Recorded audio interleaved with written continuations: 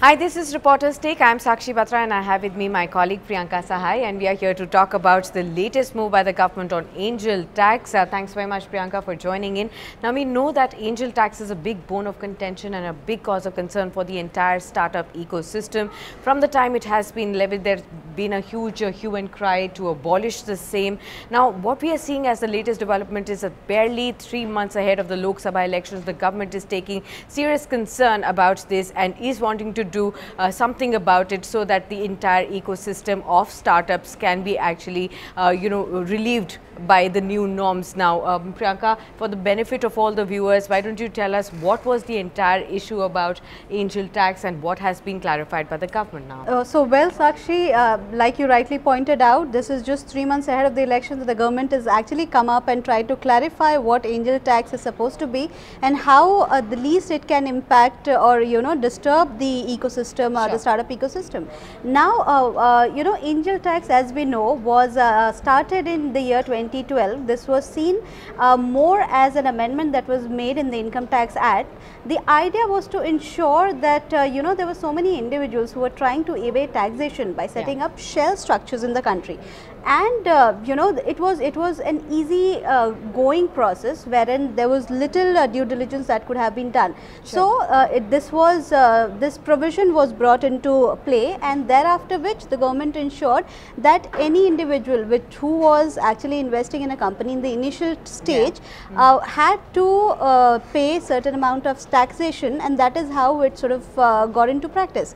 However, the key bone of contention here was that when it comes to the startups, these are early stage companies, and there's no fixed means of deriving what the valuation of a startup should be. That's a huge concern. Yeah, and over the years what started to happen was that any investment, any valuation which would be above the fair market valuation, it was started to be constituted as an extra income. And there was a huge amount of clarity which was required, which was missing in the industry, a basis which a lot of startups and investor community started to protest.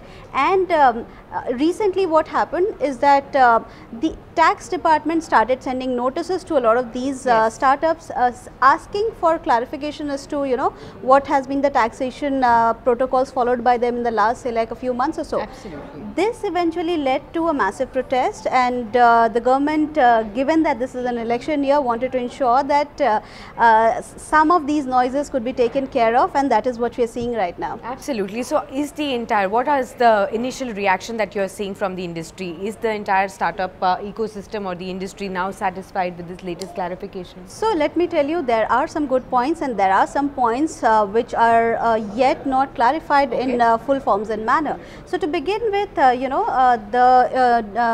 government has actually gone ahead and stated that it will work in sync with the CBDT and will ensure that whenever a startup is coming up and seeking exemption, whether or not that startup will get the exemption will be clarified to them in the next 45 days. So it's a very short span of time. In 1.5 months, the startups will eventually get to know that whether or not they are eligible for this. Absolutely. It's a big relief.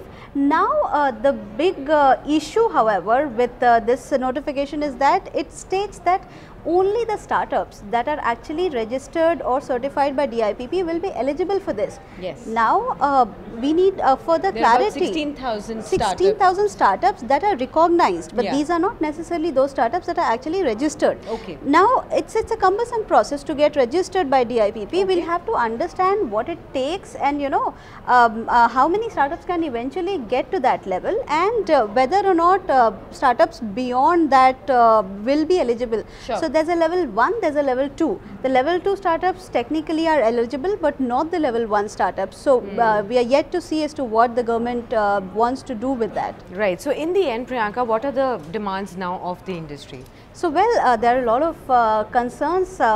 First and foremost, the fact that all the 16,000 and more startups that are actually coming in the industry should get these benefits. Going ahead, there is one very interesting clause, Sakshi, that I would want to read out.